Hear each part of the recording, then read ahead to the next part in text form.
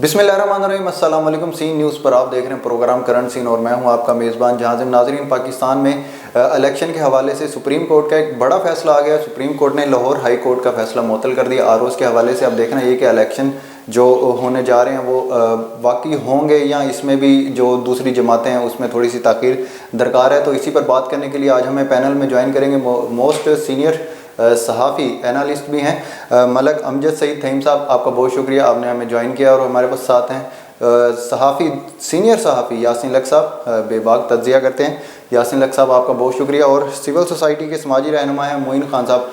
Panel का बहुत शुक्रिया। गुफ्तगू का आगाज़ करते हैं। मलक साहब, कैसे देख रहे हैं इलेक्शन को?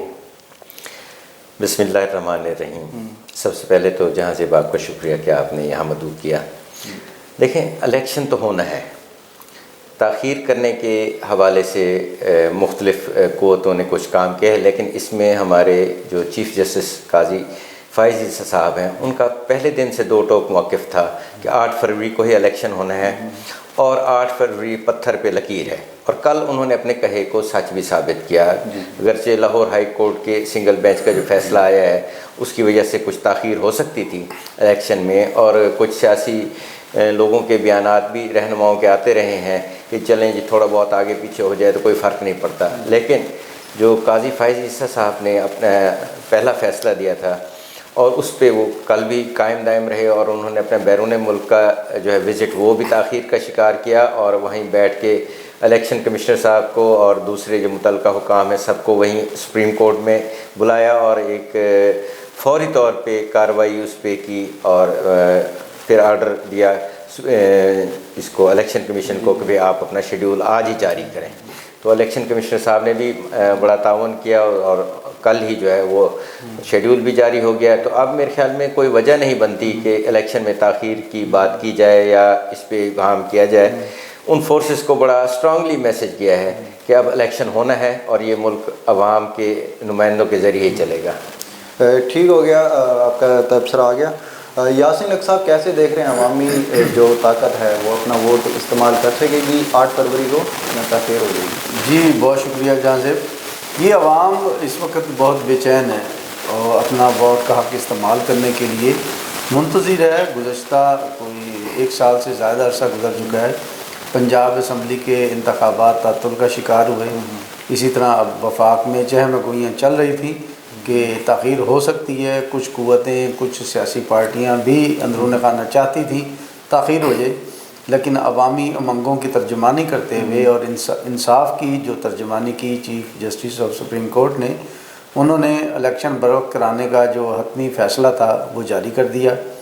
उन्होंने तमाम तर जो मामलात थे वो पस पर्दा रखते हुए इस कानून की पासदारी को यकीनी बनाने का जो हतमी फ़ैसला किया उसे हम खुश आइंद करार देते हैं।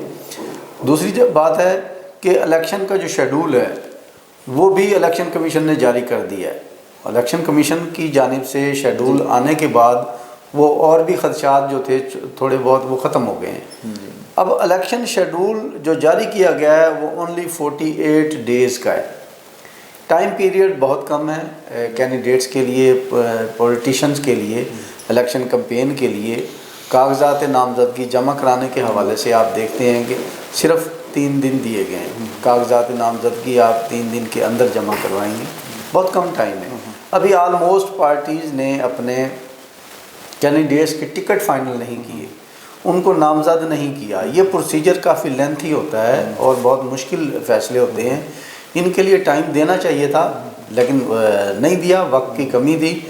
ताहम इलेक्शन कमीशन का शेड्यूल जारी करना ये एक और खुशाइन फ़ैसला है, तो इसे आवाम जो है बड़ा अच्छे लफ्ज़ों से सराह रही है। ठीक हो गया। मोइन खान साहब, आपको क्या लगता है कि जैसे यासीन लक साहब ने जिक्र किया कि कुछ मामलात हैं जो पार्टी के अंदर इंट्रा पार्टी इलेक्शन जैसे होता है कि उसके अंदर कुछ मामला ताख़ीर का शिकार हैं, तो उसका असर इंतखाबात पर भी आएगा?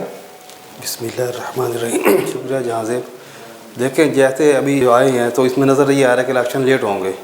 बहुत मुश्किल है 3 दिन के अंदर। अभी किसी पार्टी ने ना अपने उम्मीदवारों को कंफर्म किया है, ना कोई गहमा गहमी है, कुछ भी नहीं है। जो कि ऐसे मामलात होंगे इलेक्शन लेट हो सकते हैं। इससे लेट किया जाएगा ऐसे कि अभी कोई तैयारी नहीं है किसी पार्टी की। جیسے پہلے الیکشنوں سے پہلے تیاری ہوتی تھی، لوگ ملاقاتیں کر رہے ہیں اور ہر کینڈیڈیٹ جو ہے اپنی محنت کر رہا تھا، ابھی کوئی بالکل خاموشی ہے. سارے کینڈیڈیٹ کوئی بھی نہ کوئی تیاری کر رہا ہے، نہ پارٹیوں کے اندر الیکشن ہوئے ہیں، کچھ بھی نہیں ہے. تو مجھے تو نظر یہ آ رہا ہے کہ الیکشن جو ہے نا مشکل ہی ہوں گے اور اسے لیٹ کر دیا جائے گا. ٹھیک ہو گیا، جو ممبران ہیں وہ کمپین نہیں کر رہے.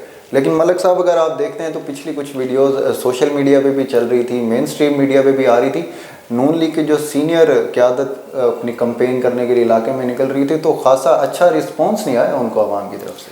دیکھیں میرے بھائی یاسین صاحب نے اور معین صاحب نے بھی یہ نشاندہی کی ہے، کافی اچھی ہے، لیکن ان کو میں تھوڑا سا یہ بتانا چاہتا ہوں کہ ٹائم ابھی بہت زیادہ ہے. یہ 54 ڈیز کا ہے، 48 ڈیز کا بھی نہیں ہے، اور 2-3 روز نہیں ہے. آج 16 دسمبر ہے اور 20 سے 22 تک کاغذات نامزدگی جمع ہونے ہیں. ماضی میں ہمیشہ ہم نے دیکھا ہے کہ جب بھی الیکشن آتا ہے تو کاغذات نامزدگی امیدواران جمع کراتے ہیں، ٹکٹوں کے فیصلے اینڈ تک جا کے ہوتے ہیں، اتنی جلدی نہیں ہوتے. جہاں تک کمپین کی بات ہے تو نون لیگ نے بھی جلسے کیے ہیں اور پیپلز پارٹی بھی میدان میں اتری ہے، اور اس نے بلوچستان KPK میں بھی جلسے کیے ہیں، اور پنجاب میں بھی گجرانوالے میں بھی وہ آئے ہیں، سندھ میں بھی انہوں نے کیا ہے. تو ہوم ورک تو تقریباً ہو رہا ہے ہر حلقے میں.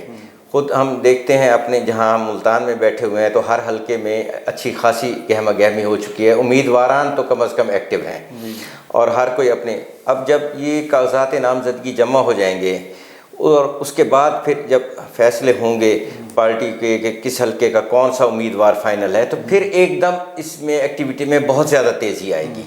ماضی میں بھی یہی دیکھا جاتا ہے.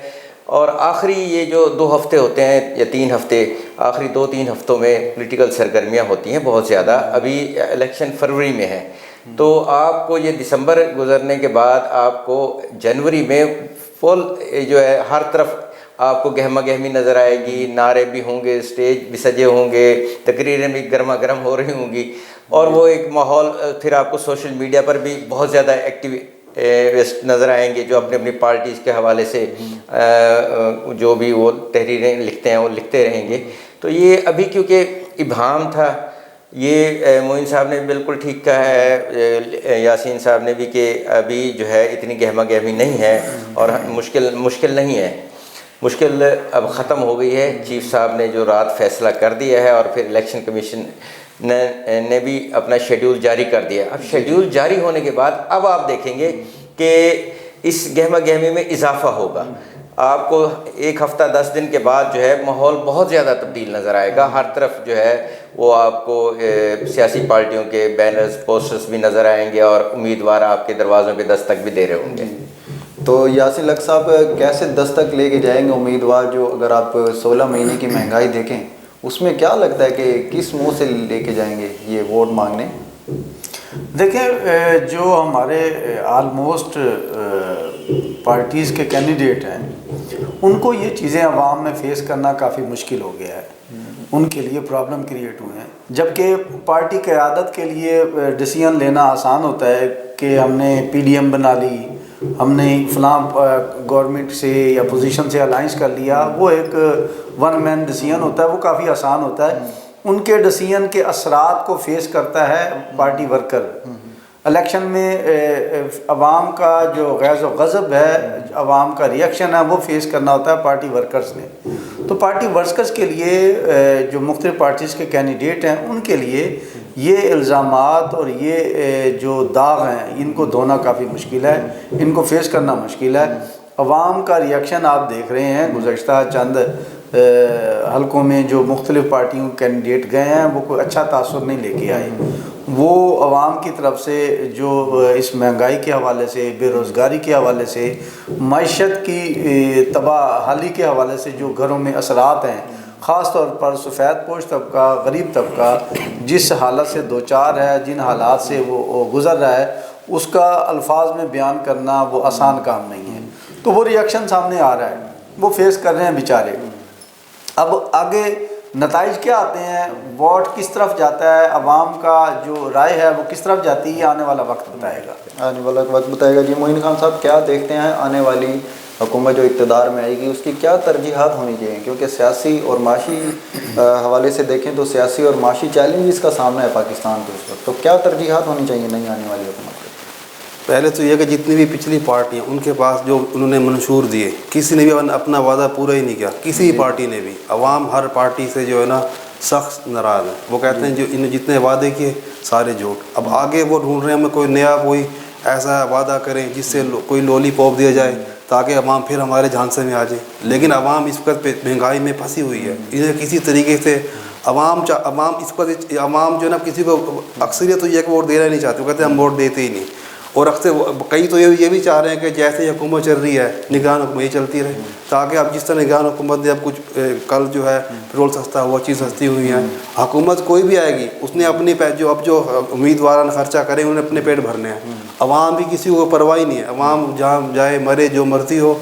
تو یہ کہ عوام اب کس منہ سے جائیں، جو مہران عوام کے پاس ان کے پاس کوئی ایجنڈا ہی نہیں ہے، کیا وہ یعنی ایک پارٹی ہے نہیں، وہ کیا بات کرنا چاہتی ہے کہ ہمیں ووٹ دو، کس چیزیں ووٹ دو، ان کے پاس ایجنڈا ہی نہیں ہے کہ ہم مہنگائی کم کریں گے۔ تم نے آج تک مہنگائی 70 سالہ دور میں آج تک مہنگائی کم نہیں ہوئی، جو یعنی ہم آج 50 سال پہلے دیکھ لیں وہی چینی کا رولا، وہی گھی کا رولا، وہی آئل کا رولا، اب وہی رولے ہیں، مہنگائی کم، وہی کپڑا روٹی مکان، ہر بندہ یہی نعرہ لگا رہا ہے، اپنے پیٹ بھر رہے ہیں، ان کے اپنے تو معاملات پورے ہیں، لیکن عوام وہ بیچاری وہیں کھڑی ہوئی۔ اس لیے عوام تو نظر یہ آ رہا ہے کہ عوام اس وقت جو پارٹی والے آئے انہیں باندھ کے بٹھا لو، انہیں ووٹ، انہیں کہ بھائی پہلے تم نے جو پچھلے وعدے کیے ہیں وہ تم نے پورے نہیں کیے، اب تم کہاں سے کریں گے، تم آئے کس منہ سے ہمارے پاس۔ تو ٹھیک ہو گیا، آپ کا تبصرہ آ گیا۔ ملک صاحب آپ کو کیا لگتا ہے عوام میں شعور آ گیا، عوام ووٹ دے گی یا نہیں؟ شعور کی تو خیر بہت اچھی بات آپ نے کی ہے، شعور تو ہر لمحے مزید آتا ہی جاتا ہے، لیکن مسئلہ یہاں یہ بات نہیں ہے عوام کے شعور کا، مسئلہ یہ ہے کہ کیا ہم فری اینڈ فیئر الیکشن ہمیں نصیب ہوگا، یہ سب سے اہم ترین بات ہے۔ پاکستان میں فری اینڈ فیئر الیکشن بہت مشکل نظر آتے ہیں، الیکشن ہوتے رہتے ہیں لیکن حکومتیں جس طرح سے بنتی ہیں ہم بھی اور عوام بھی جانتی ہے کہ وہ ان کے ووٹوں سے لوگ منتخب نہیں ہوتے، کبھی RTS بیٹھ جاتا ہے، کبھی ROs کا الیکشن ہو جاتا ہے، تو کبھی کسی اور طریقے سے جو ہے نا جھرلو پھر جاتا ہے۔ تو سب سے پہلے جو کام ہونا چاہیے وہ ہونا چاہیے کہ منصفانہ شفاف الیکشن ہو۔ جب تک یہ نہیں ہوگا ہم عوام سارے اسی طرح مہنگائی، بے روزگاری اور انہی چیزوں کا شکار رہیں گے، کیونکہ الیکشن میں جو بھی پارٹی جیت کے آتی ہے وہ اگر عوام کے ووٹوں سے آتی ہے تو پھر عوام کے لیے کام کیوں نہیں کرتی؟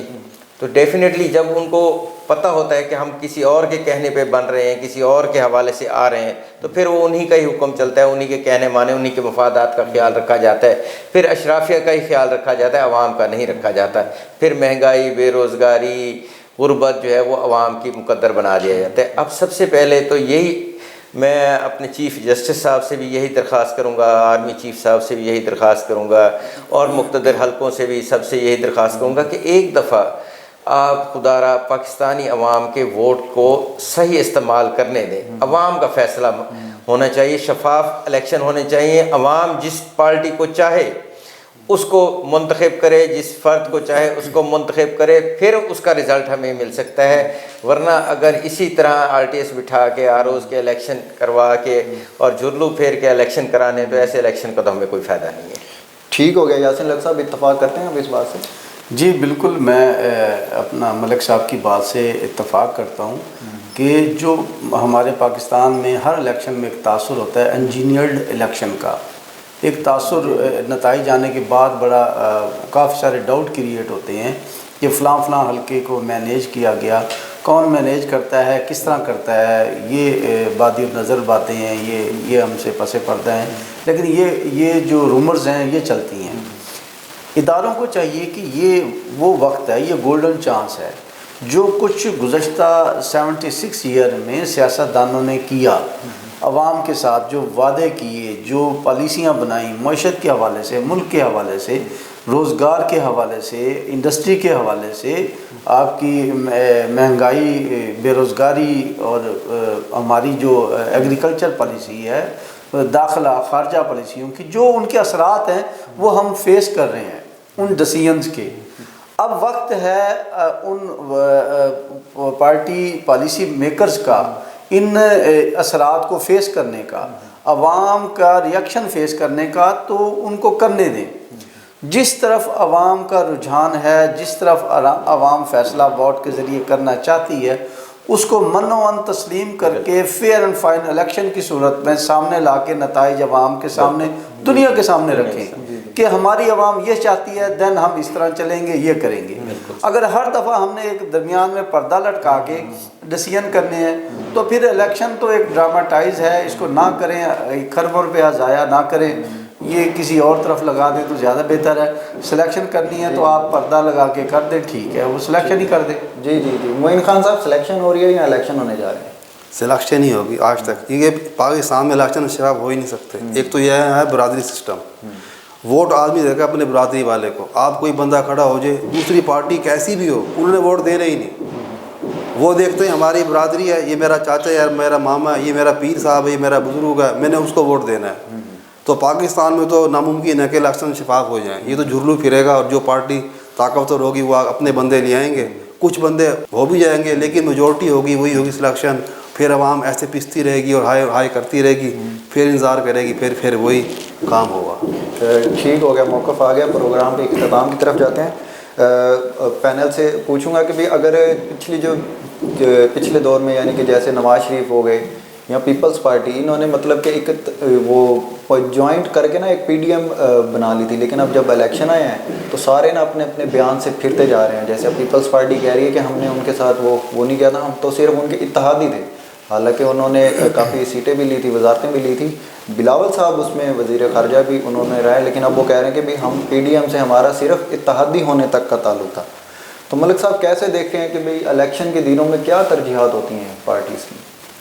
دیکھیں، الیکشن کی تو واضح ترجیحات ہوتی ہیں ہر پارٹی کی کہ اس نے الیکشن جیتے اور وہ حکومت میں آئے، اس میں تو دو رائے اور کوئی ہو نہیں سکتی، ٹھیک ہے نا جی۔ پہلی ترجیح تو یہی ہے۔ دوسری بات یہ آپ نے کہا تھا پی ڈی ایم کے حوالے سے، تو یہ ویسے آپ بھی اس کو درست کر لیں، پی ڈی ایم کے ساتھ Peoples Party P D M میں شامل نہیں تھی، پی ڈی ایم کی اتحادی پارٹی تھی۔ اس حوالے سے تو وہ ٹھیک اپنا بیان دیتے ہیں کہ ہم پی ڈی ایم میں شامل نہیں تھے، پی ڈی ایم کے ساتھ الحاق تھا ہمارا۔ چلیں وہ جو بھی اس کو صورتحال کو دیکھیں، لیکن بہرحال وہ شامل تو تھے، اس میں تو کوئی دو رائے والی بات نہیں ہے۔ اس مہنگائی اور جو عوام پہ بجلی مہنگی، گیس مہنگی اور پیٹرول مہنگے کا جو ایک عذاب ناک سلسلہ شروع ہوا ہے، اس میں پیپلز پارٹی یہ نہیں رائے فرار اختیار کر سکتی کہ ہم علیحدہ ہیں جی، چاہے وہ پی ڈی ایم میں شامل تھے یعنی حکومت میں تھے۔ اچھا، اب مزید آگے جو ہے کہ اس وقت تو ہر ایک نے اپنی اپنی جو ہے نا کہانی سنانی ہے اور اپنے اپنے ووٹرز کو راغب کرنے کے لیے جو ہے نا ایک دوسرے پر الزامات بھی لگانے ہیں، لیکن بظاہر ہمیں یہی نظر آ رہا ہے جو الیکشن کا سسٹم بن رہا ہے کہ اینڈ میں جا کر یہ ایک ہی ہو جائیں گے اور حکومت میں پھر جیسے پی ڈی ایم میں پہلے اکٹھے ہوئے تھے پھر بھی یہ حکومت میں اکٹھے ہو جائیں گے۔ اکیلی کوئی پارٹی جو ہے اس وقت جو سیاسی منظرنامہ نظر آ رہا ہے اس میں اکیلی حکومت بنانا بہت مشکل ہے کسی بھی پارٹی کے لیے، چاہے وہ نون لیگ ہے، چاہے پیپلز پارٹی ہے یا پی ٹی آئی۔ تو اس وقت جو ہے وہ تو اس کا کافی ویسے مورال بھی ڈاؤن ہو چکا ہے اور کینڈیڈیٹس بھی جو اس حالات سے وہ گزر رہے ہیں، اس کا حکومت میں تو بہت مشکل ہے۔ لیکن بہرحال پھر بھی ہم یہی کہتے ہیں کہ عوام کو فیصلہ کرنے دیں، عوام کا ووٹ کا حق تسلیم کیا جائے اور ایک فری اینڈ فیئر الیکشن اس پاکستان کی شدید ضرورت ہے۔ جب تک یہ فری اینڈ فیئر الیکشن نہیں ہوگا اور ہم تجربات کرتے رہیں گے مختلف لوگوں کو آگے لا کر، تو ملک جو ہے اس کا متحمل اب نہیں ہو سکتا، نہ عوام۔ ٹھیک ہو گیا۔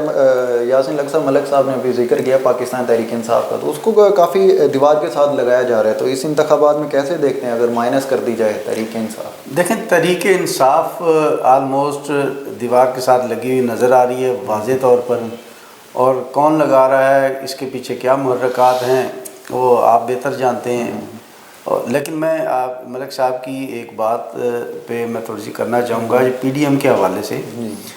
قرآن پاک میں اللہ پاک فرماتے ہیں شیطان اور شیطان کے ورغلاوے میں آنے والے ان انسانوں کے بارے میں کہ روز محشر جب وہ گناہ گار انسانوں کو جہنم کی طرف دھکیلنے کا حکم ہوگا تو وہ شیطان کو یا اپنے جو مشرک خدا تھے جن کو شرک کرتے تھے ان کو پکاریں گے کہ ہمیں بچاؤ، ہم نے تمہیں وہ کیا تھا، وہ شیطان کو کہ ہم نے تمہاری بات مانی تھی۔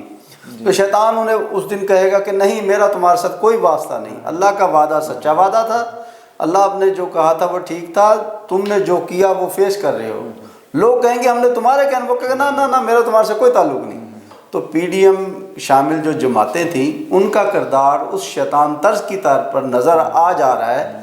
کل تک اکٹھے بیٹھ کے مل کے کھاتے، بلنگ و بانگ دعوے کرتے تھے ہم نے فلاں کو یہ کر دیا، دیکھیں وہ ہو گیا، یوں کر دیں گے۔ اب جب باری آئی ہے احتساب کی، عوام کی جانب سے کیے جانے والے احتساب کی ووٹ کی شکل میں، تو اب ایک ایک کر کے پارٹی وہ کہتی ہے کہ ہمارا تو پی ڈی ایم سے تعلق نہیں تھا، ہم نے تو نہیں بنے، وہی وہ تعلق مل جل کے آپ نے ایک کمیٹی ڈالی، سب مشترکہ برابر کے ذمہ دار ہیں اس کے۔ میں کسی کو بھی نہیں سمجھتا اس بارے میں کہ کوئی برتر تھا یا کوئی کمتر تھا۔ چھوٹی جماعت تھی، ان 13 جماعتوں میں وہ بھی برابر کی حصہ دار ہے، جو کچھ عوام اور معیشت کے ساتھ ان لوگوں نے کیا۔ کوئی بڑی پارٹی تھی پی ڈی ایم کا حصہ، تو وہ بھی برابر کی حصہ دار ہے، برابر کی ذمہ دار ہے۔ اب عوام کے غیظ و غضب سے بچنے کے لیے یہ مختلف ترلے اور ہیلے بہانے کر رہے ہیں۔ جی معین خان صاحب، آپ کا مختصر موقف آئے گا۔ دیکھیں اصل میں جو ہے نا تین چیتی جماعتیں بھی ہیں، ان کے سب کے منشور الگ ہیں، موقف الگ ہیں۔ ان کا ایک موقف تھا، اب یہ پی ڈی ایم بنی، ان کا ایک موقف تھا کہ ہم نے مال اکٹھا کرنا ہے، اس پہ سب اکٹھے ہو گئے۔ جب مال پورا ہو گیا، وزارتیں ساری ہوگی، نون لیگ بھی، پیپل پارٹی، سب جماعتوں نے اپنے وزیر وزراء لیے، مال کمایا۔ جب مال پورا ہو گیا الگ لوگ ہمارا کیونکہ ان کے مین منشور الگ ہیں، ان کے ہر چیز کا چیز الگ ہے۔ تو یہ آگے بھی ایسے ہی جب اکٹھے ہوں گے، جب انہیں دیکھیں ہمارا مال ختم ہو گیا پھر اکٹھے ہو جائیں گے، جب دیکھیں ہمارے پاس سختی آ رہی پھر اکٹھے ہو جائیں گے، دیکھیں ہمارا کام پورا ہو گیا پھر الگ ہو رہیں گے، پھر الگ ہو جائیں گے۔ تو یہ کوئی اتحاد ان کا نہیں ہے، ان کا مقصد مال تھا، مال کما لیا، جو بھی آئے گا مال پورا کرے گا۔ تو ایسے چلتے رہے گے، عوام پیستی رہے گی، عوام دعائی دیتی چیخیں مارتی رہے گی، ان کے پیٹ پورے ہوتے رہیں گے۔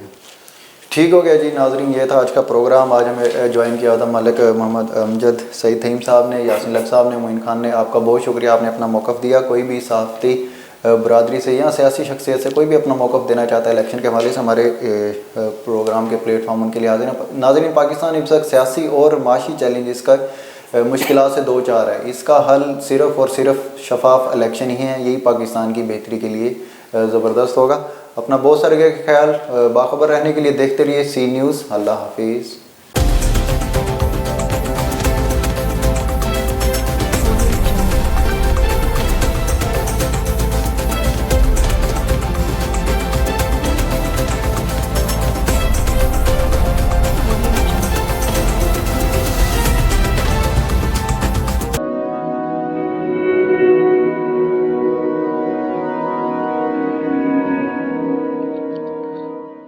رزق اللہ کے ہاتھ میں ہے، اور کبھی کبھی رزاق رزق کی تقسیم کا اعزاز ان لوگوں کو بھی عطا فرما دیتا ہے کہ جو حالات کی کڑی دھوپ میں شجرے سایہ دار ہوتے ہیں۔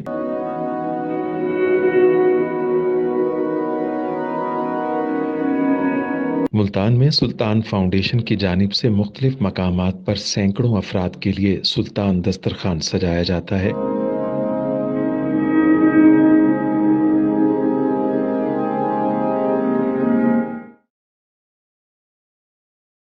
ہر انسان سلطان دسترخوان کا مہمان بنتا ہے۔